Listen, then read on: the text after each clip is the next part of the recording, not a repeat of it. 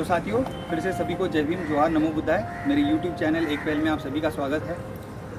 आज इस चौदार तालाब की ज़मीन पर मैं आया था और यहाँ पर मुझे अपने बहुजन समाज के भी लोग दिखे, जो भी काफ़ी दूर दूर से आए हैं। कोई कल्याण से आया है, कोई पनवेल से आया है, कोई परभनी से आया हुआ है। तो ऐसे ही एक कोई नासिक से भी आए हुए हैं। तो ऐसे ही एक परिवार के जो लोग हैं, सदस्य हैं, उनका नाम डॉक्टर बाड़ा साहेब गायकवाड़ जी है। इनके साथ मेरी मुलाकात हुई, तो उन्हीं से थोड़ा जानते इसके बारे में।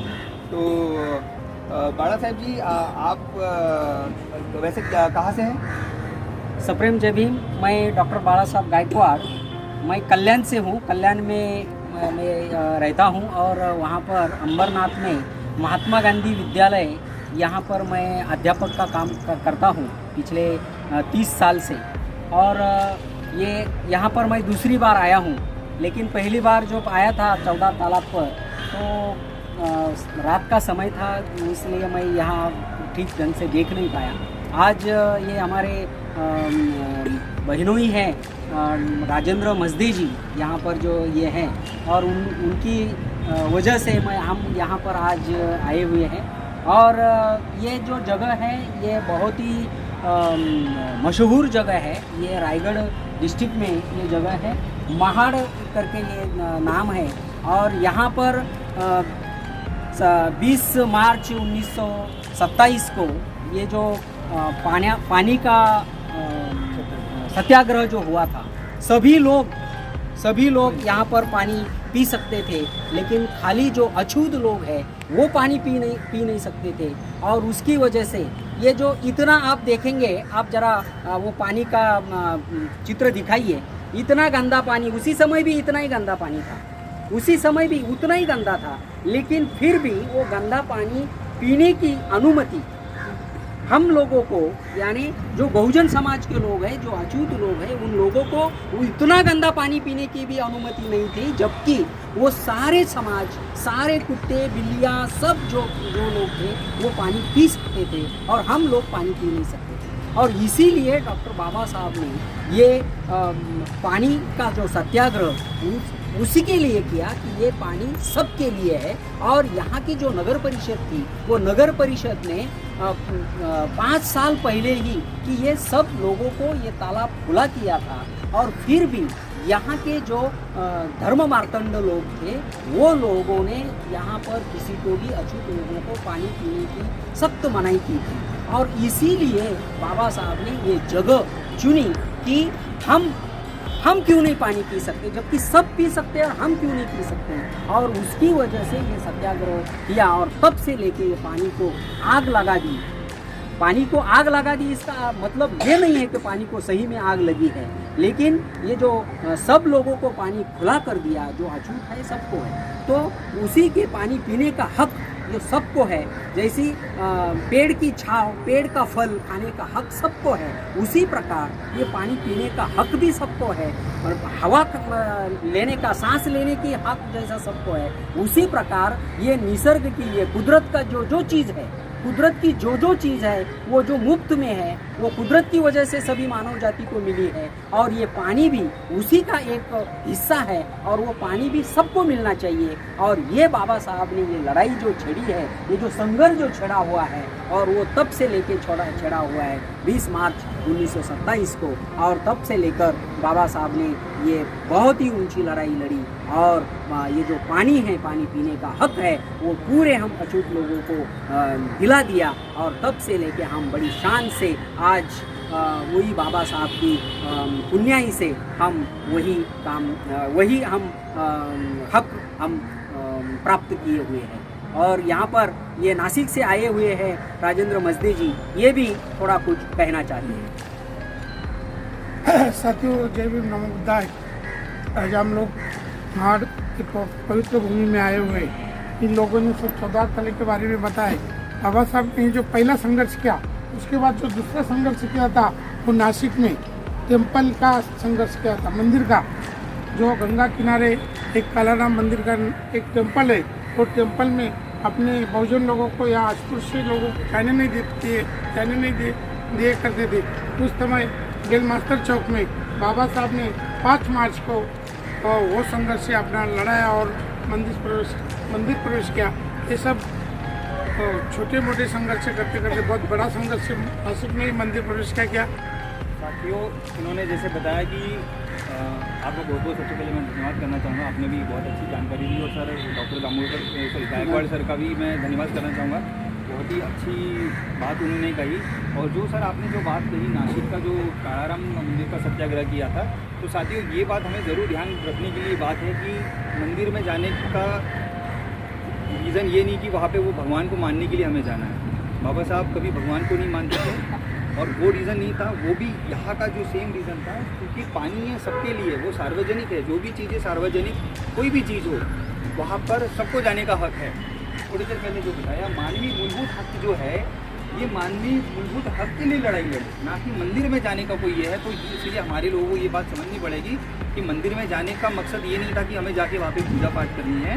मंदिर में जाने का मकसद केवल और केवल सिर्फ यही है कि वो सारे लोगों के लिए रूल जो है वो समान होना चाहिए। हमारे साथ कुछ महिलाएं भी जुड़ी हुई है, वो भी इसी परिवार का हिस्सा है। मैम आपका नाम बता पाएंगे? आपका नाही, जय भीम सगळ्यांना. मी मराठी हिंदी नाही बोलणार. सगळ्यांना सगळी जय भीम. मी पण कल्याणहून आलेली आहे. माझं नाव आहे नीता बाळासाहेब गायकवाड. आता माझ्या मिस्टरांनी चौदा तळ्याविषयी अतिशय सुंदर माहिती दिली आहे. कारण त्यांचा डॉक्टर बाबासाहेबांनी आंबेडकर सामाजिक राजकीय परिवर्तन त्याच्यावरती त्यांनी PhD केलेली आहे. त्याच्यामुळे त्यांचा तो मोठा अभ्यास आहे. आणि मी ह्या 14 तळ्याला भेट देण्यापासून खूप आसुसलेली होती. मला 14 तळ्याला आजपर्यंत भेट देता आली नव्हती, पण आज ते मला इथपर्यंत घेऊन आले. मी खूप माझा भाग्याचा दिवस मानते आज की मला आज 14 तळ्याला भेट द्यायला मिळाली. तर बाबासाहेबांनी आपल्यासाठी जेवढं केलेलं आहे ते किती आपण सांगितलं तरी ते आपल्या शब्दात कमीच पडणार आहे.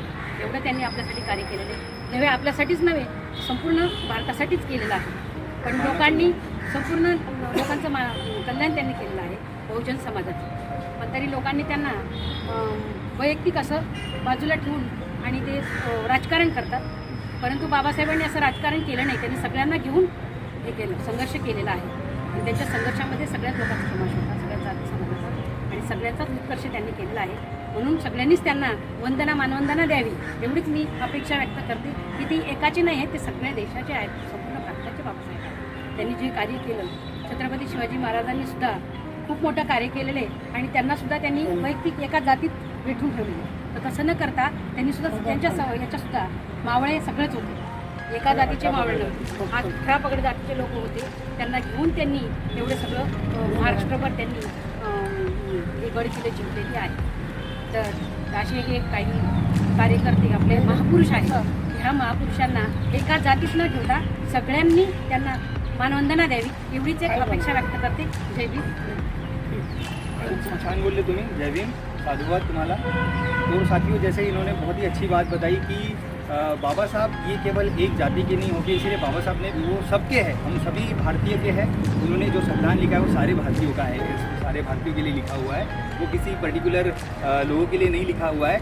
और इसीलिए बाबा साहब ने कहा था कि जिन लोगों को मुझ पर भरोसा नहीं है कि मैंने सबके लिए काम किया, वो लोगों ने कम से कम एक बार संविधान ज़रूर पढ़ना चाहिए, तो उन्हें पता चलेगा कि मैंने सबके लिए काम किया हुआ है। और ऐसी ही बात इन्होंने शिवाजी महाराज के बारे में बताई कि शिवाजी महाराज ने भी जब 18 वगड़ जाति को लेके सारे आजू बाजू के जितने भी, चाहे वो तोरना हो, गढ़ हो, प्रतापगढ़ फोर्ट हो, रायगढ़ फोर्ट हो, जितने भी फोर्ट है हमारे यहाँ पे, और जो जीते वो 18 पगड़ जाति को लेके ही जीते हैं। वो जिसमें महार, मातंग, चमार, कोस्ती, तेली, कुंभी, वो सारे लोग थे और तभी इन लोगों को लेकर ही उन्होंने जीता। फिर भी जो कुछ लोग हैं उनको वो कहते हैं कि जब उनका राज्याभिषेक करने का वक्त आया तो उनके कहते हैं कि ये कुंभी है, ये शूद्र है, ये शूद्रों का राजा है, हमारा राजा नहीं, इसीलिए हम इनका राज्याभिषेक नहीं करेंगे। फिर भी जो है वो बात की कहानी है कि जो गागा भट्ट आए बाद में, उनको 1 लाख खून दिया गया और उनको रिश्वत देने के बाद ही वो उनका राज्याभिषेक हुआ, और उसके बाद की बात है। तो इसीलिए हम जो महापुरुष होते हैं वो किसी पर्टिकुलर 1 या 2 व्यक्ति के नहीं होते हैं, वो सब लोगों के होते हैं। तो ये चीज़ हमें समझनी पड़ेगी कि उन्होंने सारे मानवता के कल्याण के लिए काम किया हुआ है साथियों। इसीलिए जो हमारे अंदर में जो ये ऊंच नीचता की भाव है वो सब छोड़ के हमें प्रकृति को देखना चाहिए कि देखो प्रकृति किसको भेद नहीं करती। जैसे कि इन्होंने बताया कि देखो धूप भी पड़ रही है तो सबको समान रूप से धूप पड़ रही है ना, मुझे कम या उनको ज़्यादा ऐसा नहीं हो रहा है, सबको समान रूप से धूप पड़ती है, हवा भी मुझे समान रूप से सबको मिल रही है। तो जब प्रकृति हमारे बीच में भेद नहीं करती साथियों, तो हमें किसने अधिकार दिया हमें आपस में भेदभाव करने का। तो ये चीज़ हमें ध्यान में रखना है साथियों। एक नानी जी है, उनसे मैं छोटी सी बात करूँगा, उनका भी थोड़ा एक्सपीरियंस पूछूंगा। तो तुमचं थोड़ा सा बस नाव सांगा, काय नाव आहे? शांताबाई पंढरीनाथ वाघमारे. अच्छा, शांताबाई पंढरीनाथ वाघमारे इनका नाम है। तुम्ही कुठं आलात? पूर्ण. नांदेड जिल्ह्यामध्ये. अच्छा. पूर्णा, नांदेड़ जिल्ह्यात पूर्णा है. तर नांदेड़ जिला है महाराष्ट्र में, वो यहाँ से वहाँ से वो आए इस जगह को भेट देने के लिए। अच्छा, तुम्हाला ह्या चौदार तळ्याबद्दल कोणी सांगितलं, म्हणजे कसं माहिती आहे तुम्हाला? पण आपण येतो व्यवस्थित नाही ना आता हे लेक जावई तर राहतात पण यांना सर भेटायला आल्यामुळं मग ते चला भेटून जाऊ.